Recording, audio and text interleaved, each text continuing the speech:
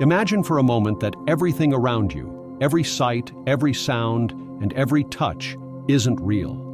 That the life you are living is just an intricate, vivid simulation. What if I told you that you have the power not just to live in this simulation, but to shape it, to change it, and even to step beyond its boundaries? Our brains are wired to seek and create patterns, making sense of chaos. But what if we can reroute this wiring?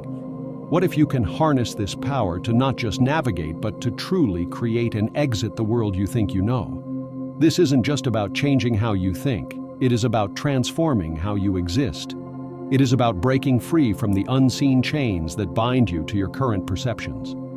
Stay with me, and let's explore how to awaken from this dream, how to claim your true power, and how to consciously craft the life you are meant to live. Are you ready to see beyond the illusion?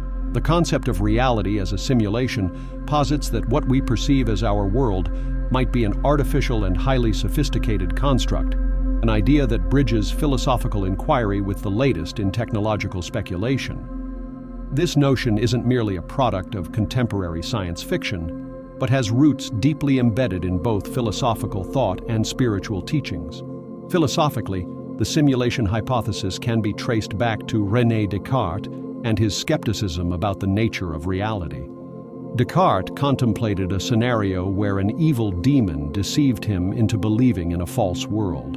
This skepticism was a precursor to thinking about how our perceptions could be manipulated to create a fabricated reality. The idea extends into the thinking of philosophical idealism, which suggests that the material world is an illusion, and true reality is fundamentally mental or spiritual. In modern times, the simulation hypothesis has been revitalized by advancements in technology and computer science. Thinkers like Nick Bostrom have proposed that future civilizations might have the computational power and technological prowess to run vast simulations that are indistinguishable from reality. According to Bostrom, if such simulations are possible, statistically it is more likely we are inside one of these simulations rather than in a base reality. From a spiritual perspective, many traditions have long held that the physical world is Maya, an illusion. Hinduism, for example, teaches that the material world is a show of shadows and light, where the ultimate reality, Brahman, is beyond these manifestations. Similarly, in Buddhist philosophy, the concept of shunyata or emptiness suggests that things do not exist the way our senses perceive them inherently. They are interdependent, and their existence is not absolute, but conditional and constructed. Quantum mechanics has further blurred the lines between reality and simulation by suggesting that particles do not have definite states unless they are being observed. This could imply that the universe requires consciousness to determine the outcome of reality, a notion that dovetails with the idea that reality could be a conscious creation, much like a computer simulation. Let's now look into some implications of the simulation hypothesis. If we live in a simulation, several philosophical and ethical questions arise. Who created the simulation, and for what purpose? What moral obligations do we have within a simulated reality? If we accept the possibility of being in a simulation, what does it mean for our understanding of freedom and reality? Can we exit the simulation, or at least manipulate it to better suit our needs and desires? By embracing the simulation hypothesis, one might find a new way to perceive personal challenges and opportunities. If life is indeed a simulation, the bounds of what is possible could be limited only by the rules of the simulation and our understanding of them. This perspective can empower individuals to reshape their lives, akin to how one might master the rules of a video game to excel within its framework. The concept of reality as a simulation bridges the gap between ancient philosophical questions and cutting-edge scientific theories, offering a unique lens through which to examine the nature of existence and our place within it. Whether or not this hypothesis is true, it challenges us to think critically about the nature of reality and our role in shaping it. Neville Goddard was a profoundly influential figure in the New Thought movement. His teachings focus on the metaphysical principles that one can create their own reality through the power of imagination and consciousness. Goddard's ideas resonate deeply with both modern metaphysics and historical spiritual wisdom, offering a unique perspective on how individuals can harness their inner power to effect change in their external world. Neville believed that the human imagination is the divine force of creation. He often cited biblical scripture, interpreting it psychologically rather than literally. He suggested that all biblical events occur within the individual's consciousness, and that every person is a divine creator. According to Neville, imagination is not merely an abstract faculty, but the very essence of human existence, stating, "Reality is a projection of your imagination." A key tenet of Neville's teaching is the concept of assuming the feeling of the wish fulfilled. He instructed his followers to visualize and emotionally feel that their desires were already realized. This is not just wishful thinking, but a disciplined practice, where one lives in the state of their fulfilled desire, in their mind and emotions, influencing their reality to align with this state. Neville taught that consciousness is the only reality. This idea implies that individuals are not just in the universe, but are the universe experiencing itself through human form. Each person's reality is shaped entirely by their perceptions and beliefs. Change these, and you change your world. Neville never mentioned living in a simulation, but if we look at his teachings from the perspective of this issue, we can find many interesting parallels and correlations. He posited that reality is shaped by human imagination and consciousness. According to him, the physical world and the events within it are not independent or external realities, but are manifestations of individual thoughts and feelings. Goddard taught that by imagining and truly believing in a certain state, an individual could bring that state into existence. His principle of assuming the feeling of the wish fulfilled suggests that one lives in the mental and emotional state of their desires as if they were already manifested, thus influencing the physical reality to align with this vision. The concept of living in the simulation suggests that the reality we perceive might actually be an artificial construct, akin to a computer simulation. This idea posits that if a civilization were advanced enough, it could simulate entire worlds indistinguishable from true reality. In such a scenario, the inhabitants of the simulation would be unaware of their status as simulated beings, accepting their experiences as genuine. Let's now juxtapose some of the statutes of these two ideologies against each other. According to Neville, reality is a construct of the human mind, shaped by our inner perceptions and beliefs. According to simulation theory, reality might literally be a programmed construct, designed and controlled by an external intelligence. Both views challenge the notion of an objective, independent reality. They suggest that understanding the mechanisms behind reality's construction, whether mental or computational, can empower individuals to alter their circumstances. According to Neville's view, consciousness and imagination are the true substances of the universe. By changing our consciousness, we change our world. According to simulation theory, if we are in a simulation, consciousness might be the key to recognizing and possibly altering the rules of the simulation. Both perspectives highlight consciousness as a critical element in interfacing with and altering reality, though Neville sees this as a divine power inherent to the individual.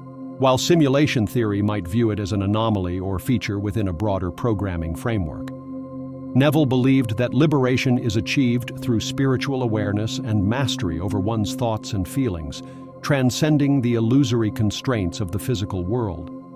While simulation theory states that liberation would involve recognizing the simulated nature of reality, potentially leading to an existential breakthrough about one's purpose and nature. So in both cases, the perspectives entail a form of awakening or enlightenment that transforms one's engagement with the world.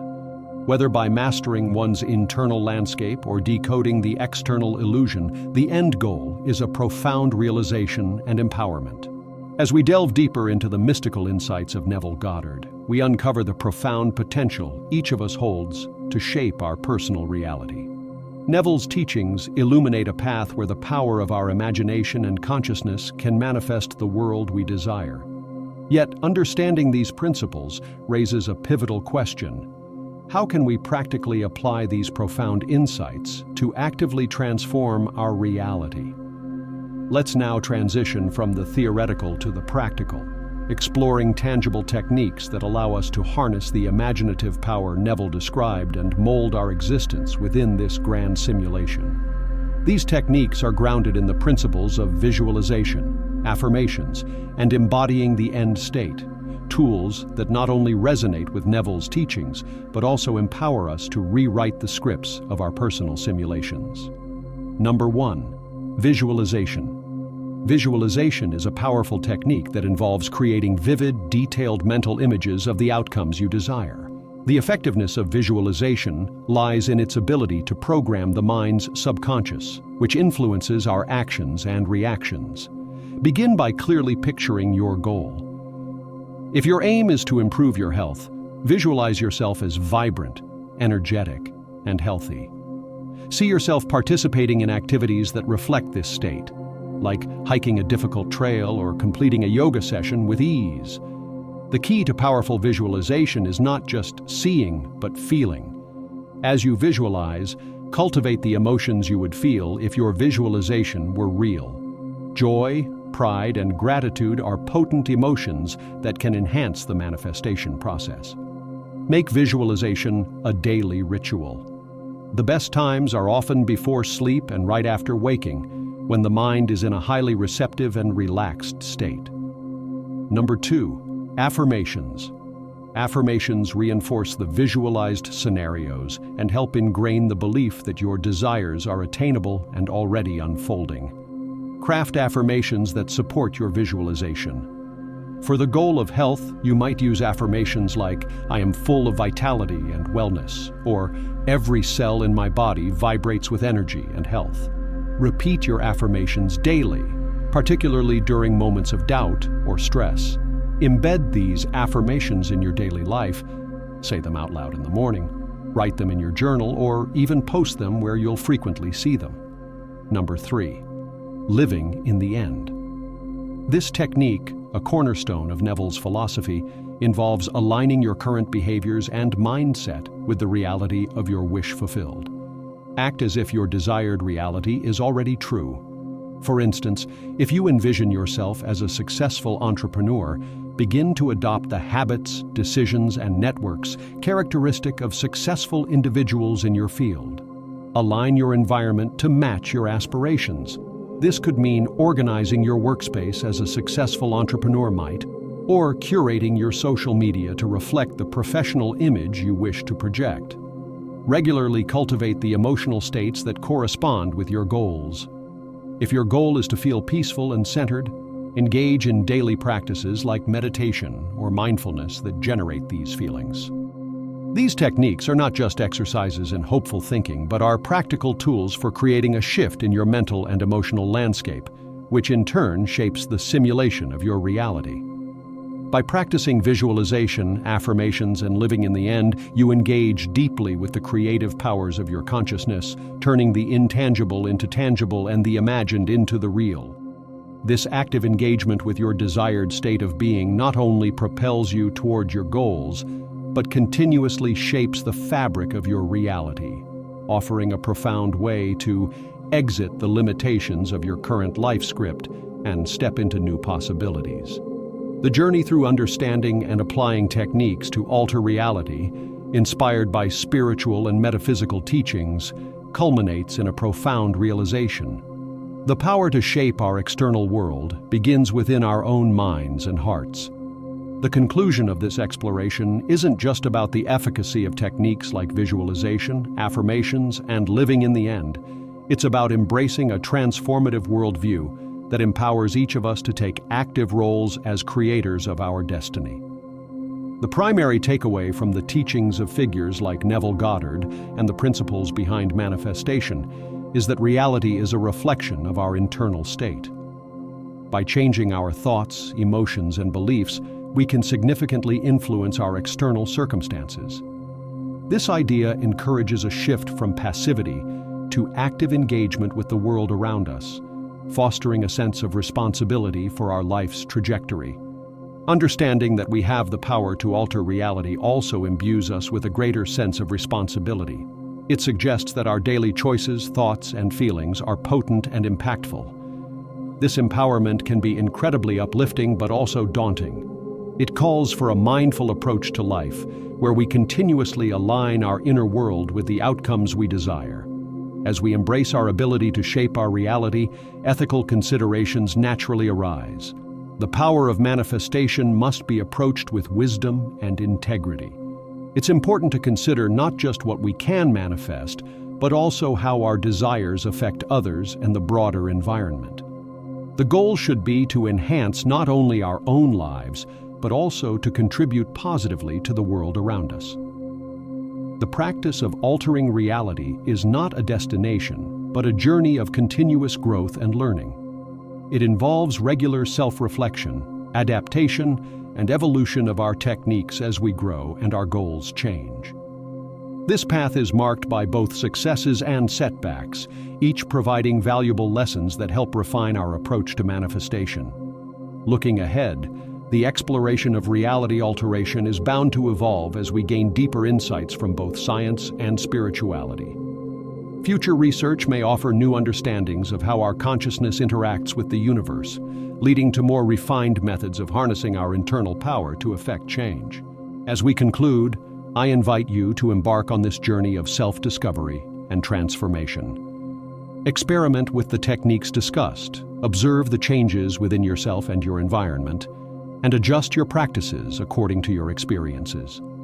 Share your stories of transformation with others, fostering a community of like-minded individuals who support and inspire each other in this path of personal evolution. In the words of Mahatma Gandhi, "Be the change that you wish to see in the world."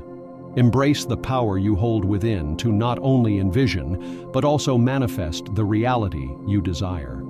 Through commitment, ethical practice, and a deep understanding of the metaphysical laws that govern our universe, you can unlock a life of limitless possibilities, shaping a reality that reflects your highest aspirations.